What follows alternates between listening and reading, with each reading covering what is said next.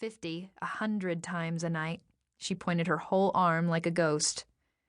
"It's true," Nina said. "The more you drive, the dumber you get." Thank you, Sam, I am." The living dead had bad breath.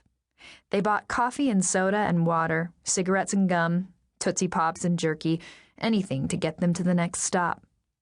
In line, they nodded their heads and mouthed the lyrics to the dinosaur pop that played endlessly inside and out, a fiendish commercial-free satellite feed pieced together, it seemed, by U2 and the Doobie Brothers. They paid double what they would at the Giant Eagle, and were grateful when she took a penny from the little dish to cover them. "Thanks a lot, Angie." "Thanks a lot, Angie," Nina mocked, acting retarded, nuzzling her and flicking her tongue near her ear. "Ew, did you smell him?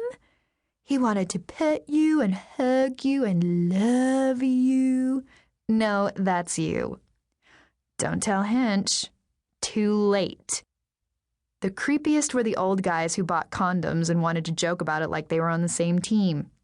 There was a regular from down the county Nina christened Fat Joe Bob, who must have weighed 300 pounds and wore a chunky gold chain and the same black Steeler sweatpants year-round. "I don't think he actually uses them," Nina said. "You know, the normal way. Maybe he's married." "Ow, my eyes," Nina said, covering them. "I am not supposed to get fat fuck in them." 8 hours in a freezing glass box. Even Nina couldn't make it go fast enough. Their customers weren't all strangers.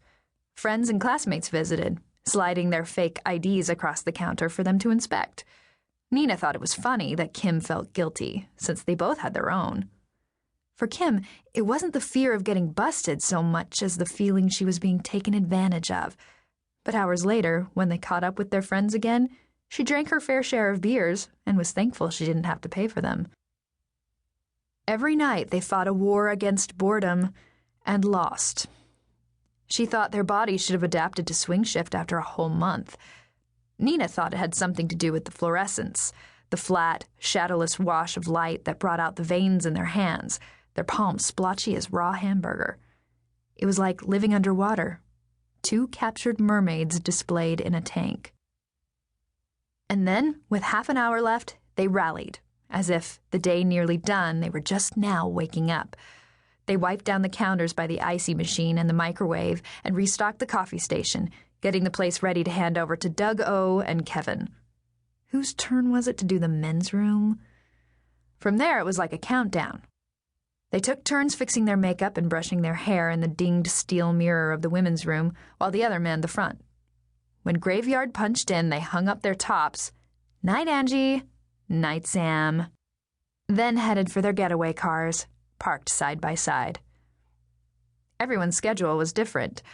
In town, Elise had already tipped out at Pope's, while JP was helping close the Giant Eagle. Hinch and Marnie still had another hour to go at the DQ, so they met there. It was convenient. They could leave their cars in the lot, backed up against the cemetery. The sheriff lived right across the road. No one would bother them.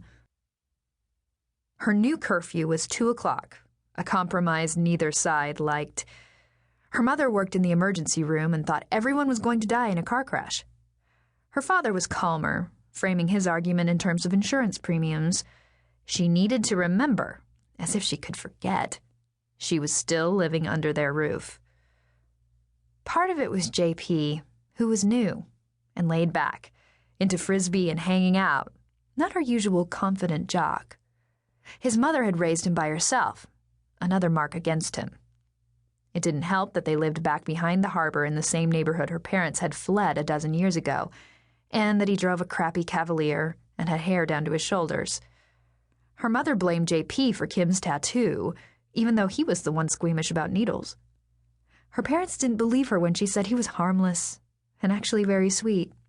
If anything, she was a bad influence on him, but all they saw was the loser who might ruin her future. "Just let us know where you're going to be," her mother said, as if that was the least she could do. What she meant was, stay out of the police log and the star beacon so you don't hurt your father's business. It could have been the family motto, all a realtor has is his good name. We'll probably go to the